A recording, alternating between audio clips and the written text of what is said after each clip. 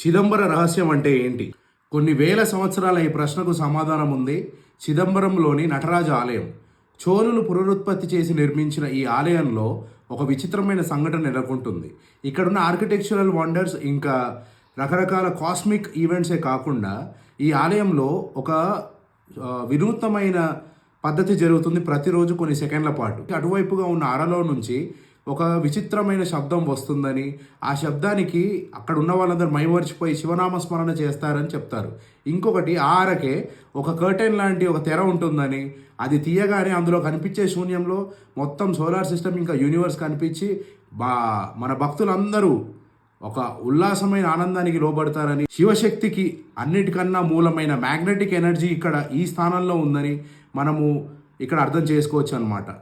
అందుకనే శివుడి బొటనవేలుకి కాలికున్న బొటనవేలును చూపిస్తూ ఇక్కడ ఉన్న మ్యాగ్నెటిక్ ఎనర్జీని ఫోకస్డ్గా చూస్తే ఇక్కడే ఉన్న మ్యాగ్నెటిక్ ఎనర్జీ మొత్తం సోలార్ సిస్టంలో ఉన్న మ్యాగ్నెటిక్ ఎనర్జీ మొత్తానికి కేంద్ర బిందువుగా ఉంటుందని చెప్తారనమాట.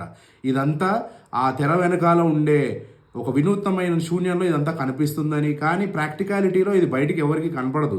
ఓన్లీ ఒక స్పిరిచువల్ సెన్స్ అవేకెన్ అయిన వాళ్ళకి, అక్కడున్న శివ సమ్మోహనంలో ఉన్న వాళ్ళకి కనపడుతుందని చెప్తారనమాట. అదే చిదంబర రహస్యం అని చాలామంది చెప్తారు. ఓం నమ శివాయ.